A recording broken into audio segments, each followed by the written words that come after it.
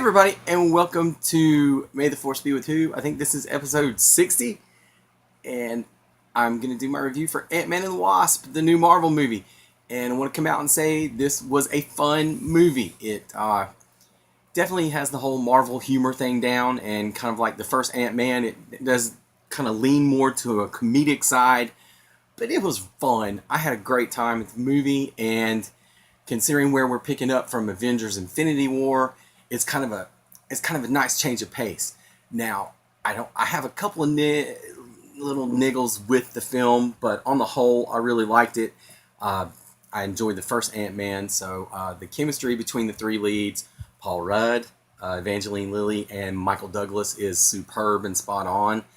And we're picking up basically after the events of Civil War, so this is kind of answering the whole question of where Ant-Man was during Infinity War. And it is hijinks ensue, basically, and there's a lot of humor in the film. Now, the main problem with this film, like most Marvel movies, with the exception of Thanos, is the villains. There's a new villain, Ghost, who has this whole ability to quantum phase in and out, kind of like just, they call her Ghost because she can go through shit. And she's got proper motivation when you find out the backstory of the character, but towards the end of the movie, she just gets a little ruthless, I guess, to be ruthless, and it kind of is, eh. And Walton Goggins, really goofy guy with big teeth. He's been in The Shield. He's been on Sons of Anarchy. He's one of these guys, if you see him, you know him. He plays a black market kind of arms dealer, and it starts to veer off into a little, not as bad mustache twirly as the villains in Jurassic World, but it starts to go that direction because there's a lot of recurring gags in this film, and one of the recurring gags is his Southern gentleman thing, and it starts to get a little cartoonish through the movie, but not, like I said, not as bad as Jurassic World. I mean, because that was just fucking horrible. But the humor pays off, and we've got the Wombats, as he referred to him, as Michael Douglas referred to the characters in the first film, which was Michael Pena as Luis, and T.I. as, I can't remember what his name was, and then the other dude with the big pompadour.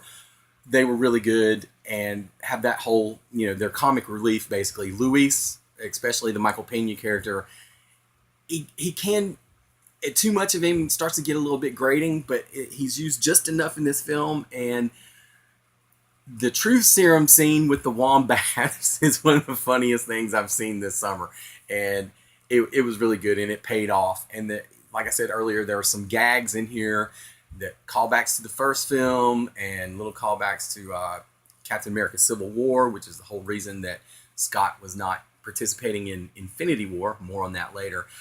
The main plot of the movie is Hank and Janet, which is Michael Douglas, or Hank and Hope, excuse me, getting my Van Dynes mixed up. Hank and Hope are on the run because of what happened, the events of Civil War and their relationship with Scott, Paul Rudd, Ant-Man, just in case, you need some help connecting the dots. And they're trying to, while they're on the run from the government, they're trying to get back into the quantum realm to rescue the original Wasp, who is being played by Michelle Pfeiffer.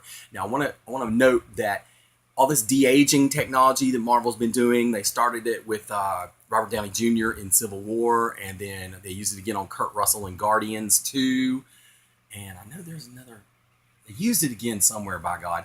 Well, they used it. Oh, the original Ant-Man with Michael Douglas. Well, they use it again in this film on Michael Douglas and on Michelle Pfeiffer. We kind of get a call back to that scene from the original Ant-Man where we show what happens to the original Wasp. And, the de-aging with the CGI and everything on Michelle Pfeiffer, she looks like she stepped out of, 1990, Batman Returns or something. And they also use it on Lawrence Fishburne. Lawrence Fishburne is in this film as well as an old kind of adversarial colleague of Hank Pym, and he kind of helps flow the story along. It was a fun movie. It's not the greatest Marvel movie, but I think I liked it a little bit better than the original Ant-Man. And like I said, coming off of all the intense stuff we came off with Infinity War, it works. The little girl that plays Cassie, Scott Lang's daughter, the family cast is back from the first movie as well. Judy Greer is the ex-wife. Bobby Cannavale or Cannavale or however the hell you pronounce his name, is the cop stepdad or whatever. But there's a gag with him and Scott that goes out throughout the movie, Buddy, and it's kind of cute. But the little girl is adorable, and she's got there's really great chemistry with her and Paul Rudd, and Paul Rudd he's awesome. Now, some of the stuff with Evangeline Lilly when she's Wasp kind of overshadows in the action department, but it works. And Ant-Man and Wasp are a team, as anybody that reads Marvel comics knows. So it works. The Stan Lee cameo's funny. Like I said, the only real issue I have is the villains, which is a recurring theme in Marvel movies, with the exception of Thanos and Loki and maybe Zemo and the Red Skull. But anyway, that's another story. Never mind anyway. I liked Ant-Man. I liked it a lot. I encourage you to go see it. Now, minor spoiler, yes, there is an end credit, or it's actually mid-credits, so you don't have to stay all the way to the end of the fucking movie. And, oh yeah, does it tie into Infinity War, which I kind of called this to some other people. I was like, this is what's going to happen, I bet you. And it did. So, I was right. Okay, so I'm going to give Ant-Man and the Wasp a 7.5. It's a fun movie. It's damn sure better than Jurassic World Fallen Kingdom. That movie sucks. I had to sit through the last 10 minutes of that again because it wasn't over and they had already said, hey, go be seated. So I had to sit through the end of Jurassic World again. And even just the last 10 minutes were just as painful as they were the first time.